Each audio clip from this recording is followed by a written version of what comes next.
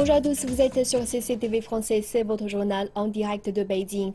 À la une de l'actualité de ce lundi 18 janvier, le président iranien Hassan Rouhani a salué la levée des sanctions nucléaires à l'encontre de son pays, déclarant qu'il s'agissait d'une victoire pour la nation.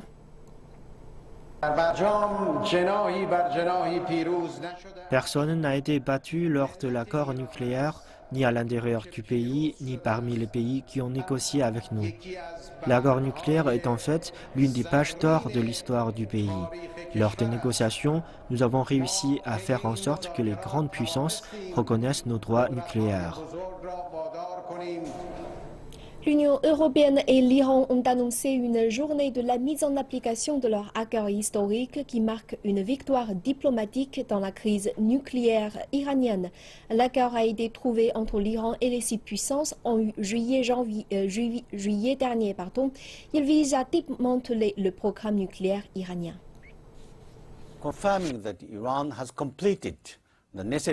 L'organe de surveillance nucléaire de l'ONU dit que l'Iran a respecté ses promesses. Les relations entre l'Iran et l'AIEA sont entrées dans une nouvelle phase. C'est un jour important pour la communauté internationale.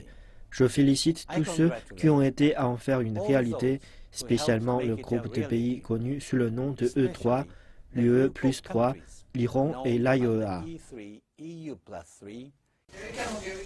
Le ministre iranien des Affaires étrangères a de quoi se réjouir.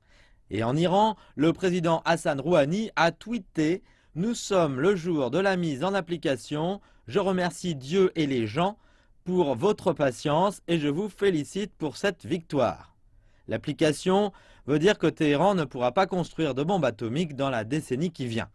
Mais en contrepartie, l'Iran réintègre l'économie mondiale.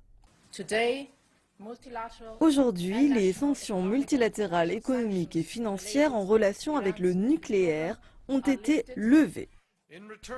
En contrepartie, les États-Unis et l'UE vont immédiatement lever les sanctions et ainsi ouvrir des horizons d'opportunités pour le peuple iranien. Les sanctions européennes, américaines et onusiennes ont sérieusement affecté l'Iran, bloquant des milliards de dollars d'avoirs à l'étranger et privant ainsi ce pays dépendant du pétrole des investissements nécessaires. L'AIEA va maintenant pouvoir commencer à mener des inspections, le but étant d'assurer que l'Iran conserve ses centrifugeuses d'enrichissement d'uranium sous scellé comme convenu. Le ministre adjoint chinois des Finances a déclaré lors d'une interview que le principal objectif de la Banque asiatique d'investissement pour les infrastructures est de promouvoir le développement économique. La Chine est prête à faire le nécessaire pour promouvoir le développement économique de l'Asie et même du monde. Il s'agit d'une perspective d'avantages réciproques dont le principal objectif est la mise en place de la banque. Selon M. Shi, la Chine n'a pas l'intention de postuler pour obtenir un soutien financier lors de la première étape de la BAI. La Chine est le plus important actionnaire de la banque et est qualifiée pour obtenir des prêts, mais elle a décidé de ne pas le faire car d'autres pays de la région sont dans un plus grand besoin de développement de leurs propres infrastructures. En Allemagne, des manifestations pro-réfugiés ont eu lieu samedi dernier. Des milliers de personnes sont descendues dans les rues de Stuttgart pour manifester contre le racisme. La police estime à plus de 7000 le nombre des participants à la manifestation. Les manifestants portaient des slogans contre le terrorisme et pour l'accueil des réfugiés. Pendant ce temps, à Cologne, des manifestants syriens se sont rassemblés devant la cathédrale où ont eu lieu les agressions du Nouvel An. Les participants ont présenté leurs excuses et ont condamné les actes du réveillon. Des centaines de plaintes ont été déposées dans cette ville il y a 2 semaines, la moitié portant sur des agressions de nature sexuelle. Jusqu'à maintenant, 19 suspects ont été identifiés, tous des étrangers.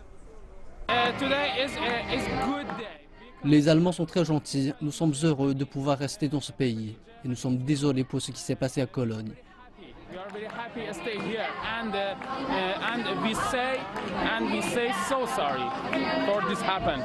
Ich finde es gut, Je pense que c'est bien qu'ils manifestent leur opposition. Peut-être que ça va empêcher les Allemands de faire des généralisations hâtives. Les empêcher de penser que tous les Syriens agressent les femmes. C'est une bonne chose. Ils veulent prendre position contre les généralisations et dire qu'ils sont jugés comme une population sexiste. Ils veulent montrer leur solidarité envers les femmes qui ont été attaquées. Les habitants du Burkina Faso ont demandé un renforcement de la sécurité après que des militants d'Al-Qaïda ont pris d'assaut un hôtel de la capitale et fait au moins 28 victimes. La sécurité, il faut qu'on renforce la sécurité de plus. Il n'y a pas beaucoup de sécurité dans notre pays. Tout le monde peut rentrer dans notre pays comme ils veulent. Le nord, le sud, à l'est, à l'ouest. Il faut qu'on renforce la sécurité. C'est les étrangers qui nous font manger au Burkina. On n'est pas aucun truc pour se défendre. Si les étrangers fuient nous laisser, on fait comment? Donc il faut qu'il n'a qu'à prendre tous les moyens pour défendre Burkina Faso. Les jeunes Burkina Faso, on demande pardon aux autorités burkinabées pour qu'il n'a qu'à prendre tous les moyens, toutes les autres ressources pour défendre la vie burkinabé. D'accord. Voilà. Les forces de sécurité ont repris l'hôtel Splendide assiégé à Ouagadougou, un jour après que des combattants d'Al-Qaïda y ont pénétré vendredi. Des étrangers originaires de moins 18 pays ont été tués. Cette nation sans accès à la mer a été largement épargnée par la violence qu'ont connue les pays voisins. Un analyste déclare que l'éviction du président du Burkina Faso, Blaise Compaoré, a pu être l'une des raisons de l'attaque car cela a mis un terme à une relation favorable entre le Burkina Faso et plusieurs groupes militants. L'attaque de vendredi fait suite à un raid similaire survenu en novembre dans un hôtel de luxe de la capitale malienne de Bamako où 20 personnes ont péri, dont des étrangers. Merci de nous retrouver pour la seconde partie de cette édition. Le président chinois Xi Jinping prévoit une tournée en Arabie Saoudite, en Égypte et en Iran à partir de mardi à l'invitation des chefs d'État de ces trois pays. L'Arabie Saoudite sera donc la première étape de cette tournée au Moyen-Orient. Le président Xi Jinping s'apprête à partir en visite d'État en Arabie Saoudite, une première pour un leader chinois depuis que le roi Salman est monté sur le trône l'an dernier. Ce sera aussi le premier voyage au Moyen-Orient du président chinois depuis sa prise de fonction. Les dirigeants des deux pays tiendront une série de réunions pour établir une feuille de route concernant l'avenir des relations bilatérales. Ils échangeront également leurs points de vue sur les sujets régionaux et internationaux. Les médias locaux attendent de la visite de Xi qu'elle apaise les tensions actuelles entre l'Arabie Saoudite et l'Iran. La Chine est prête à faire des efforts concrets pour aider à la paix et la stabilité régionale. Cette visite permettra de remplir cet objectif. Les deux parties vont aussi aborder le sujet de l'initiative Une ceinture, une route. La technologie et les sciences aérospatiales, l'énergie nucléaire et l'énergie renouvelable. Un certain nombre de contrats seront aussi signés.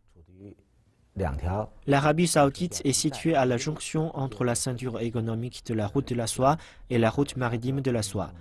L'Arabie Saoudite est aussi membre fondateur de la Banque asiatique d'investissement dans les infrastructures.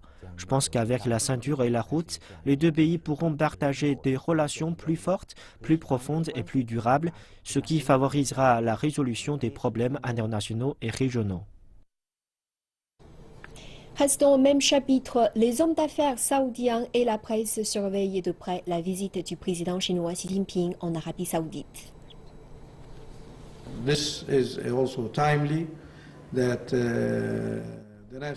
Xi Jinping a choisi de visiter l'Arabie Saoudite et de s'entretenir avec le roi Salman. Cela créera davantage de possibilités pour mon entreprise et encouragera mon équipe à mieux travailler.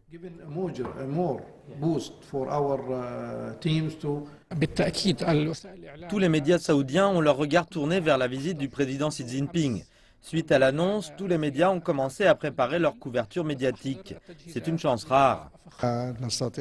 Du point de vue politique, c'est une visite très importante, car la Chine est un membre permanent des Nations Unies et joue un grand rôle dans la formation de sa politique. La Chine a contribué à la gestion des crises régionales, en particulier celle en Syrie. L'un des exemples de coopération entre la Chine et l'Arabie saoudite est leur investissement commun dans la construction d'une usine de traitement du pétrole sur la côte nord-ouest saoudienne. Le projet à Yanbu est le plus important investissement de la Chine dans la région du Golfe. En 2012, le géant national saoudien Oil Company a signé un accord avec le groupe chinois Sinopec pour développer 40 000 barils par jour de raffinerie de pétrole à Yanbu, sur la côte de la mer Rouge saoudienne. Il s'agit d'un effort pour stimuler les liens énergétiques des deux pays. Plus de 60 experts chinois ont été impliqués dans la construction de la raffinerie. La contribution de la Chine avec ses talents, ses installations et ses technologies garantissent cette coopération. La raffinerie de Yanbu est devenue la référence de ce genre de projet en adoptant de nombreuses technologies avancées pour s'assurer de la sécurité de la production et de la qualité du pétrole. Cela montre réellement notre engagement auprès des actionnaires, auprès de la communauté, de l'environnement et de nos clients, en offrant des produits de première qualité et en préservant notre environnement.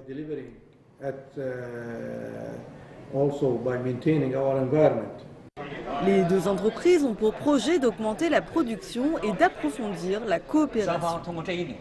Nous pouvons mutuellement apprendre l'expérience de gestion des uns des autres et consolider l'entente culturelle. Grâce à l'initiative d'une ceinture, une route, nous pouvons réaliser une meilleure performance. La demande énergétique augmente rapidement en Chine. La Chine a surpassé les États-Unis en tant que plus grand importateur de pétrole de l'Arabie saoudite en 2009. Suite à l'arrivée de l'hiver à Shanghai, les parents attendent souvent des heures avant de pouvoir consulter un médecin dans les principaux hôpitaux pédiatriques de la ville. Le problème n'est pas un manque d'installation, car il existe de nombreux hôpitaux pédiatriques dans la ville, suffisants pour satisfaire la demande des habitants et des personnes extérieures. Le problème est que ce sont les plus grands hôpitaux qui possèdent les meilleurs médecins et les équipements les plus modernes. Afin de régler ce déséquilibre, Shanghai a établi un réseau de services pédiatriques qui inclut les hôpitaux de quartier et les centres de santé communautaires. Le centre de santé communautaire Kumei, dans le district de Minghan, offre des formations de rééducation aux enfants souffrant de maladies du cerveau depuis qu'il est membre du réseau de services pédiatriques de Futan. Avant, les parents de ce quartier devaient amener leurs enfants dans l'hôpital universitaire pour enfants de Futan, qui est souvent surbondé. Chaque fois qu'on venait, on consultait un médecin différent. Mais pour une rééducation, je pense qu'il est préférable pour mon fils d'être suivi par un médecin régulier, dont il est proche. C'est la raison pour laquelle j'ai décidé de choisir un centre de santé communautaire. Mon fils fait d'énormes progrès et nous pourrons l'inscrire à la maternelle l'an prochain.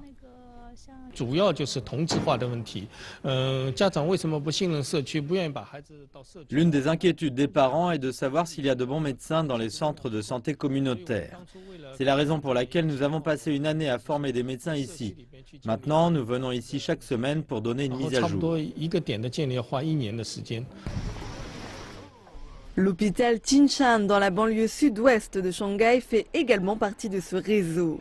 L'hôpital offre des soins ambulatoires et des traitements urgents à près de 4000 personnes par jour. Son département pédiatrique soigne plus de 700 patients chaque jour et il s'agit de l'un des départements les plus fréquentés de l'hôpital. Afin d'augmenter le niveau de son équipe, les médecins vétérans de l'hôpital universitaire pour enfants de Futan sont en charge de la gestion médicale et des principales disciplines. Tous les pédiatres de Jinshan ont reçu une formation à Futan. Ils possèdent également un système de communication en ligne pour discuter des cas avec les spécialistes. Selon le directeur de l'hôpital universitaire pour enfants de Futan, même si l'hôpital gère un nombre important de patients, le changement est remarquable.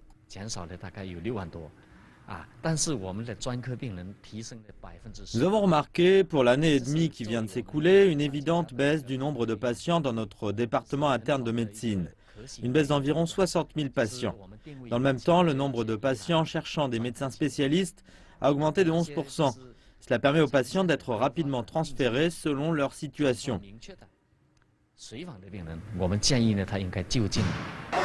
Les représentants des centres de santé disent que le réseau est un très bon exemple et ils s'attendent à ce que le nombre de patients continue d'augmenter à l'avenir, allégeant ainsi le fardeau qui pèse sur les hôpitaux du centre-ville.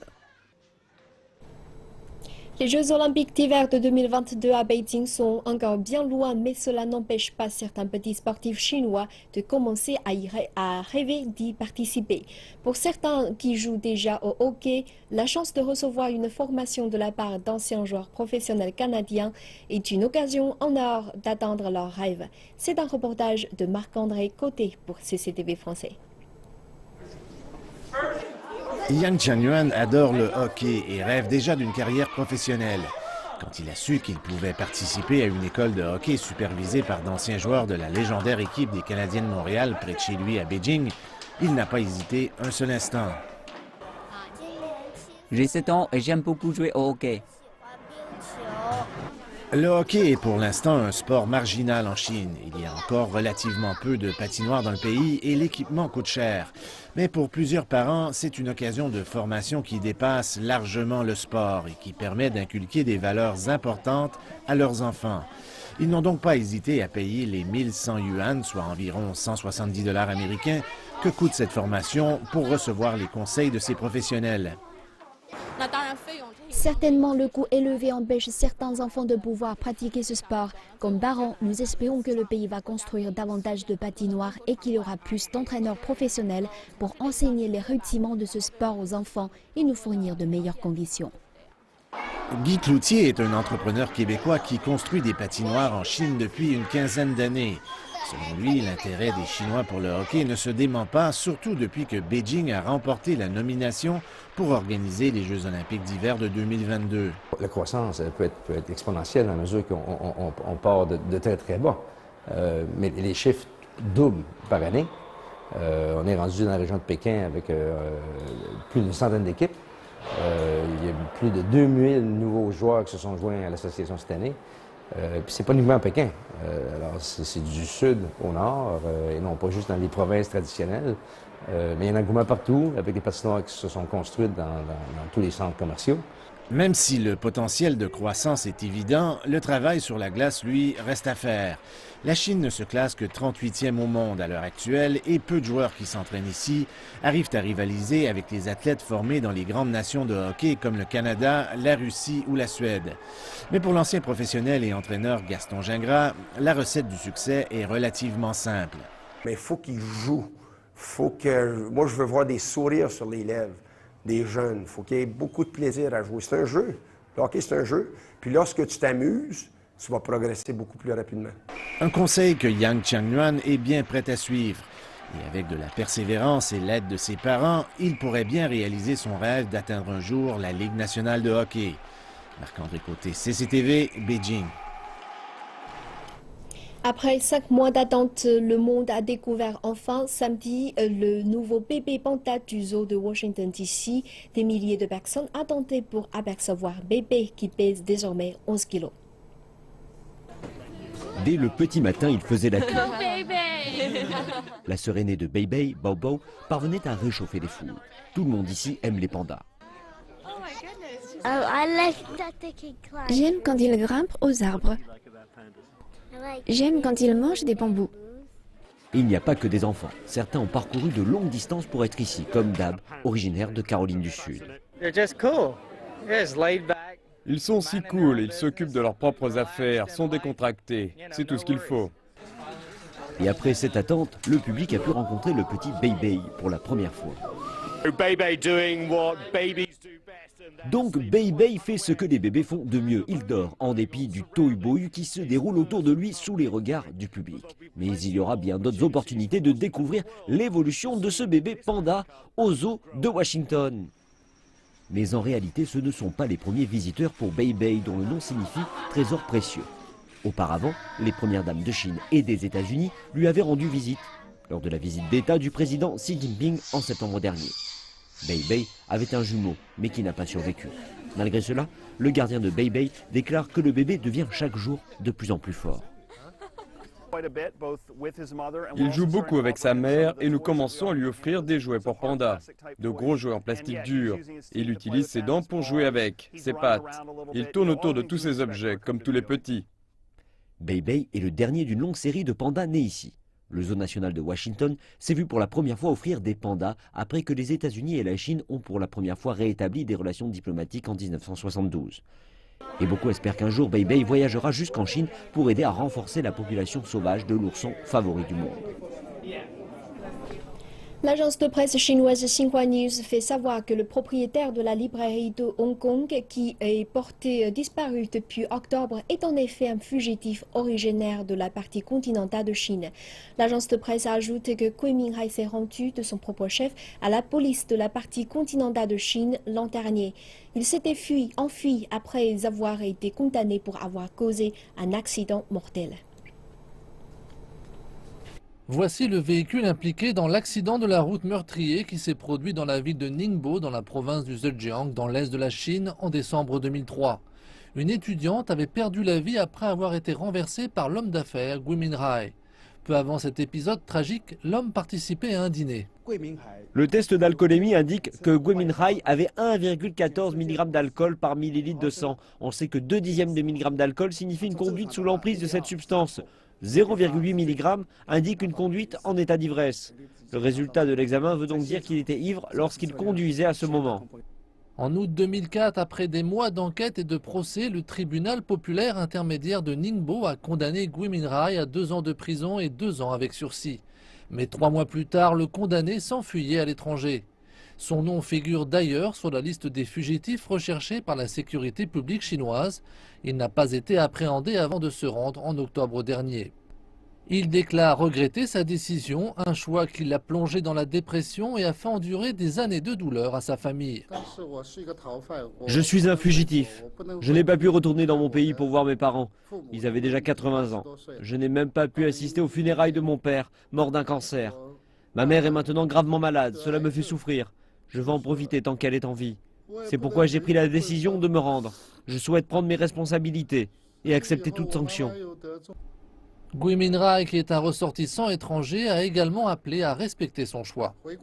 Retourner dans mon pays et me rendre sont des actes volontaires, sans lien avec qui que ce soit. Je ne souhaite pas que des individus ou des organisations, dont la partie suédoise, soient impliqués ou interviennent à ce sujet.